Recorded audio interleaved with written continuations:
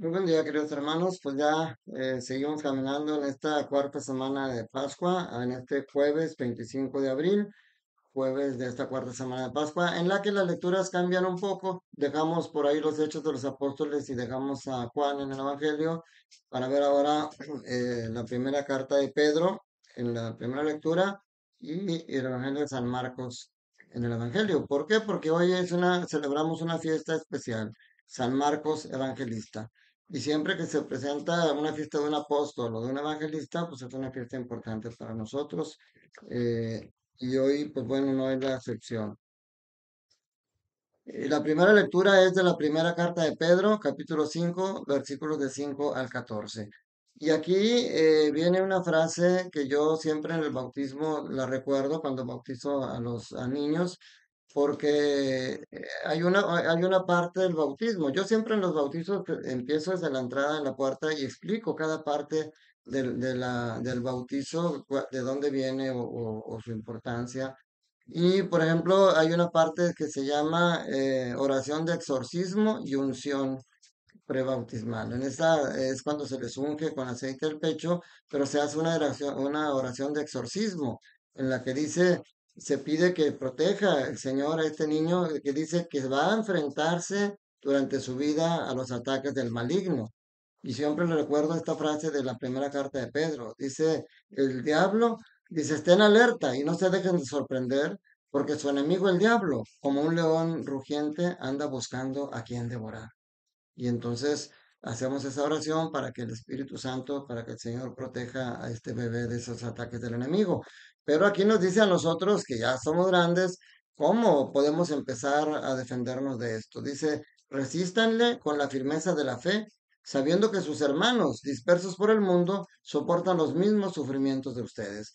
O sea, a veces el sufrimiento, el dolor nos hace frágiles y a los ataques del enemigo, pero nosotros tenemos que saber que, como lo hemos dicho, aún de los sufrimientos Dios saca cosas buenas, porque dice Dios es la fuente de todos los bienes. Eso nunca se nos debe de olvidar. Dice Dios que es la fuente de todos los bienes, nos ha llamado a participar de la gloria eterna en unión con Cristo y después de estos sufrimientos tan breves, los restaurará a ustedes, los afianzará y los fortalecerá. O sea, el sufrimiento nos debe de hacer fuertes, porque como dice Pablo también, cuando soy débil soy fuerte, porque es cuando la fuerza de Dios entra en mí. Entonces, lo primero es estar conscientes de que el diablo existe, porque esa es una de las estrategias de él. Mucha gente cree que el diablo no existe y algún día hasta un sacerdote lo escuché decir que el infierno no existe. O sea, el enemigo nos busca atacar de todas maneras, pero nosotros tenemos que estar conscientes de qué es lo que el Señor tiene para nosotros. Dice, eh, aquí Pedro deja claro que él no escribió de su puño y letra esta carta, porque dice, por medio de Silvano, a quien considero hermano digno de toda confianza, les he escrito esta breve carta. Y dice, para que sepan cuál es la verdadera gracia de Dios y animarlos a permanecer firmes en ella. Pedro nos habla de que nuestra conducta como cristianos debe estar lejos de la soberbia. Nuestra conducta debe ser de humildad sabiendo que la fuerza que tenemos nos la da Cristo, no solamente a nosotros. Y termina diciendo, por eso, el por qué se eligió esta lectura hoy, porque Marcos también acompañó a Pedro, y incluso Pedro lo consideraba como a un hijo, como lo consideraba como un hijo. Dice al final, lo saluda mi hijo Marcos, salúdense los unos a los otros. Marcos también nos ilustra, o la vida de Marcos nos enseña cómo cuando somos jóvenes a veces a lo mejor no nos comprometemos como debería de ser con Cristo, incluso a veces no tan jóvenes. Marcos era muy jovencito y Marcos acompañaba a Saulo y a Bernabé en su primer viaje de evangelización, pero Marcos se regresa. No sabemos si no aguantó la presión, si estaba muy joven todavía para eso, se regresa y abandona la misión. Pero después se vuelve a integrar Y Saulo, Pablo ya no quiere llevarlo porque dice, no, pues ya ves, la vez pasada nos dejó, pero Bernabé quería llevarlo. Entonces, eso ocasiona que Pablo y Bernabé se dividan, pero no como adversarios, sino que cada quien se va a predicar a un lugar diferente. Vuelve el Señor a utilizar esa división para expandir la palabra, pero nos enseña cómo Marcos tuvo una segunda oportunidad y no la desaprovechó. Cada día es una nueva oportunidad para ti y para mí que no debemos de desaprovechar. Y hoy, por lo tanto, es fiesta de Marcos Evangelista, pues el Evangelio es de Marcos, capítulo 16, versículo del 15 al 20. Y nos habla de la misión. Empieza hablándonos de la misión que el Señor les encomienda y de cómo tenemos que dar señales en esa misión. Dice, vayan por todo el mundo y prediquen el evangelio a toda criatura.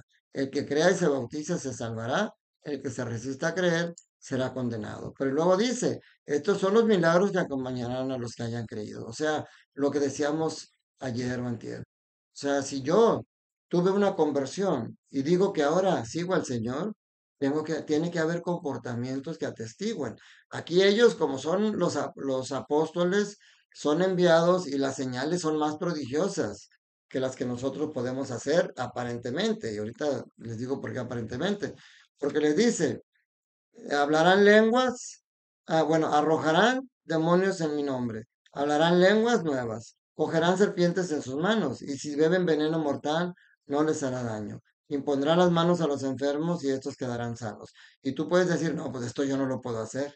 Yo no puedo imponer las manos y sanar a una persona. Y si como un veneno, pues me voy a morir. Yo no voy a tomar veneno. Ni voy a andar buscando serpientes para ver si es cierto que no me van a envenenar.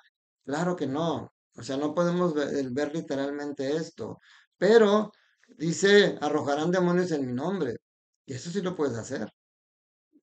No arrojar a Satanás, pero sí a los demonios de Satanás que se ejemplifican en la soberbia, en la lujuria, en la envidia, la ambición, en el poder. Esos demonios tú los tienes que arrojar en el nombre de Cristo.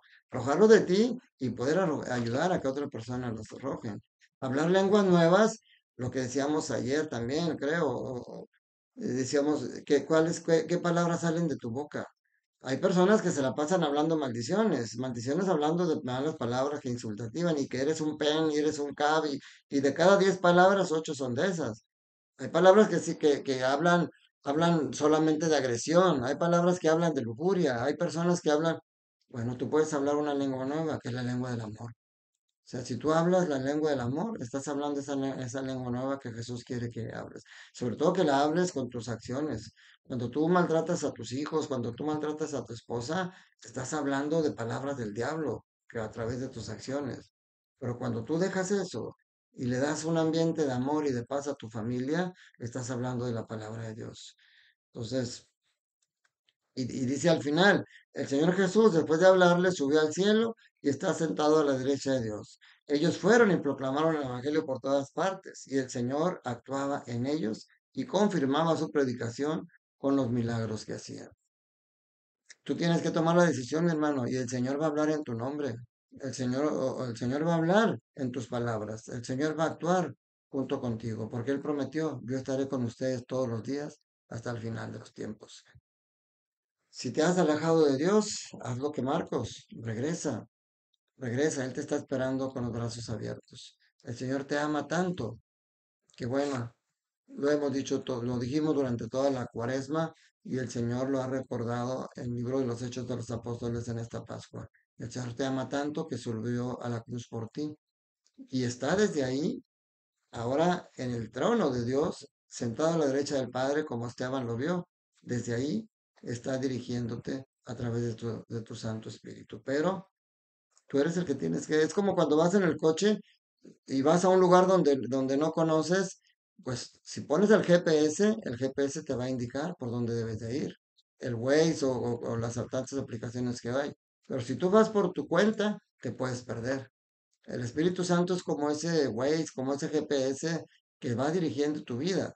Pero si tú no lo aplicas y solamente vas siguiendo según tus creencias, según tus gustos, pues te puedes desviar en el camino.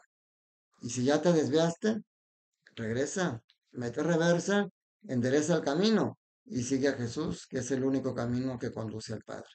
Que la bendición de Dios Todopoderoso, Padre, Hijo y Espíritu Santo, descienda sobre ustedes, sus familias, trabajos, escuelas y permanezca para siempre. Señor, ayúdame a recordar que hoy no pasará nada, que tú y yo juntos no podamos superar. Te mando un fuerte abrazo, un saludo para ti y toda tu familia.